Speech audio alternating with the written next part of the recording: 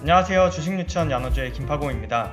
오늘 공모주 투자 실전반 영상에선 스마트카, 소프트웨어, 플랫폼 기업을 노리는 오비고의 공모주 청약 분석을 해보도록 할 텐데요. 오비고를 분석하기에 앞서 공모주 투자자들의 눈과 귀를 쏠리게 하는 뉴스가 바로 나왔죠. 바로 6월 28일 월요일 오후 5시에 카카오뱅크가 증권 신고서를 제출하며 8월 코스피에 상장하기 위한 발걸음을 띄었습니다. 증권 신고서를 통해서 희망 공모가를 33,000원에서 39,000원으로 제시했는데요. 이는 상장 뒤 예정 시가총액의 약 18조 원에 해당합니다. 제출된 증권 신고서를 살펴보면 주관사는 KB증권, 한투, 하나금융, 현대차증권이며 만약 공모가가 상단 39,000원으로 결정될 경우에 예정될 카카오뱅크의 시가총액은 18.6조 원입니다. 자, 18조 6천억이 어떤 수준이냐? 국내 4대 금융지주사를 살펴보면 6월 28일 종가 기준 KB금융이 23조 7천억, 신한지주가 21조 5천억, 하나금융이 14조 원, 우리금융이 8조 원의 시가총액을 지니고 있는데요.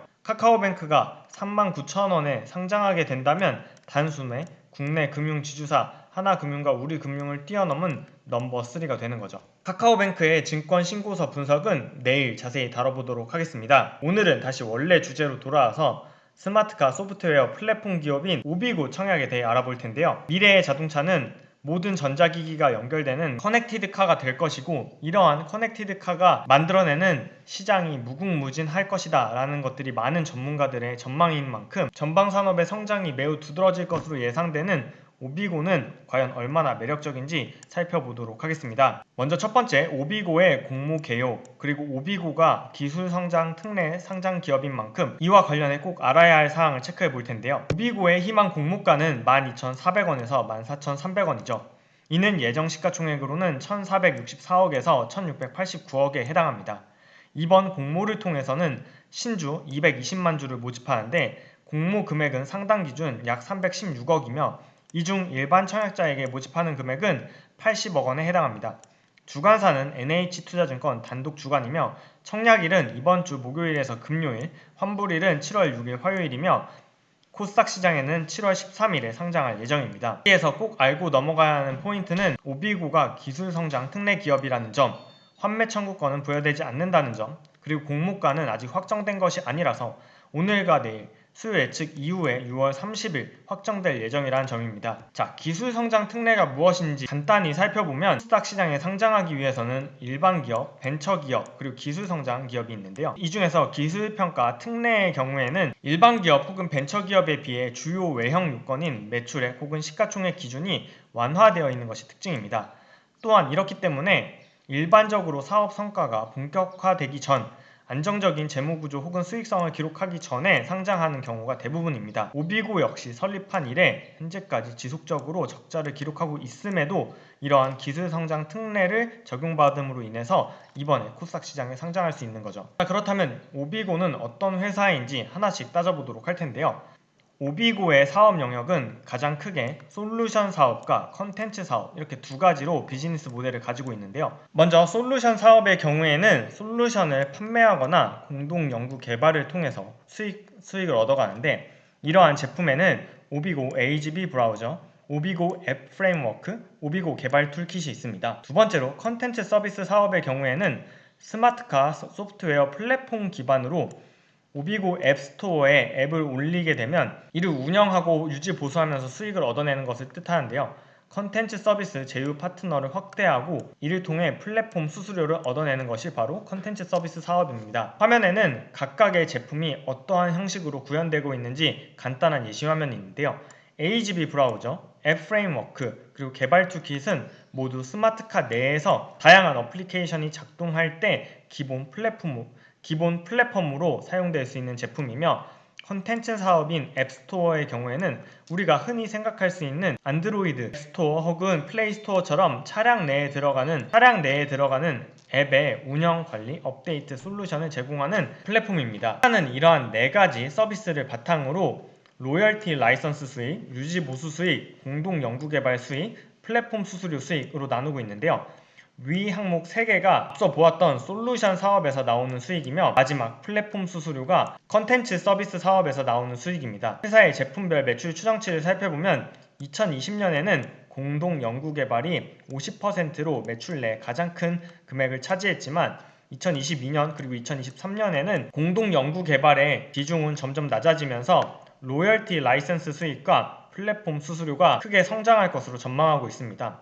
그래프를 통해서 살펴보아도 파란색 수익인 공동 연구 개발은 회사의 안정적인 성장을 담보하는 서비스 매출이며 로열티 라이센스 수익과 플랫폼 수수료가 회사의 성장을 이끌어줄 것으로 회사는 기대하고 있습니다. 이러한 오비고의 공모가는 얼마이고 청약을 했을 경우에는 얼마를 벌어들일 수 있을지 따져보도록 할 텐데요. 먼저 오비고의 공모가 하단은 12,400원, 공모가 상단은 14,300원이었죠. 주관사가 제시했던 적정 주당 평가액은 22,000원으로 공모가 상단인 14,300원으로 결정될 경우에는 공모가가 평가한 금액에서 35% 할인된 금액입니다. 앞서 이야기 드린 대로 오비고는 기술성장 특례 기업이기 때문에 현재는 적자가 나지만 좋은 기술력을 바탕으로 미래의 성장이 기대되는 회사인데요. 회사가 긍정적으로 전망한 대로 2022년 매출액 280억에 순이익 120억을 기록할 수 있다면 공모가 산정 시에 적용했던 비교 기업의 PER인 26배를 120억에 적용할 경우에 목표 시가총액은 3,100억, 주당 목표 가격은 26,500원이라는 계산이 나옵니다. 이를 토대로 균등 배정과 비례 배정의 시나리오를 그려보면 먼저 균등 배정의 경우에는 일반 공모 주식수 55만 3천주 중에서 약 27만 6천주가 균등 배정될 건데요. NH투자증권의 청약 건수가 15만 건이라고 가정한다면 예상 균등 배정 주식수는 한 주 또는 두 주가 될 것으로 예상되며 앞서 살펴보았던 26,500원에 매도할 수 있다고 가정한다면 한 주당 12,200원의 수익이 예상되어 균등 배정으로는 치킨값 정도 벌 것으로 예상됩니다. 두 번째, 비례 청약의 경우에는 오비고의 비례 공모 금액은 39.5억 원인데요. 증거금이 3조 원 몰린다고 가정하면 비례 경쟁률이 1,500대 1을 기록할 것으로 예상됩니다. 1억 원, 즉 14,000주를 청약할 경우 이와 같은 경쟁률에서는 9주를 배정받을 수 있기 때문에 26,500원에 매도한다고 가정했을 경우에는 예상 수익은 11만원 수준입니다. 다만 늘 말씀드리는 주의사항으로 본 영상은 공모주 청약 권유 영상이 아니라는 점, 모든 투자는 투자자 본인의 판단과 책임이라는 점, 앞서 제시한 균등, 비례 배정 예상 시나리오는 여러가지 추정에 기반한 예상일 뿐이기 때문에 실제 결과와 달라질 수 있다는 점을 꼭 명심하시기 바랍니다. 이러한 오비고에 청약할 때 투자 위험 요소로는 가장 첫 번째, 상장일날 유통가능 수량이 무려 50%나 된다는 점이 주가에 부담으로 작용할 전망입니다. 오비고의 상장 후 주식수는 1,100만 주인데요. 유통가능 수량이 무려 550만 주나 되죠. 또한 최대 주주와 직원들에게 주식 매수 선택권을 약 63만 주가량 부여했는데 이는 전체 상장 주식수의 6%로 이러한 주식 매수 선택권이 행사될 경우에는 주주의 가치가 희석될 우려가 있습니다. 38 커뮤니케이션즈를 기준으로 오비고의 장외 매수 호가는 2만원으로 형성되어 있는 것을 살펴볼 수 있는데요. 장외 가격은 정말 참고사항일 뿐이라는 점 꼭 염두에 두시고요. 또한 오비고는 기존 주주들을 대상으로 제3자 배정 유상증자와 전환상환 우선주에 보통주에 전환이 있었는데 유상증자의 경우에는 발행가액이 8,000원, 전환상환 우선주식의 보통주 전환의 경우에는 전환가액이 5,600원에서 2,900원으로 낮았기 때문에 상장일날 기존 주주들이 매도하고 싶은 욕구가 클 수 있다는 점도 투자 위험 요소로 꼽힙니다. 자, 오비고의 청약 결론을 내보도록 하겠습니다. 오비고의 청약 결론은 6월 30일 수요일날 최종 공모가가 확정된 이후에 결정할 수 있을 텐데요. 기대되는 투자 포인트로는 스마트카, 즉 커넥티드카 산업의 높은 성장성과 기술 평가기관이 인정한 오비고 기술의 확장성과 경쟁성을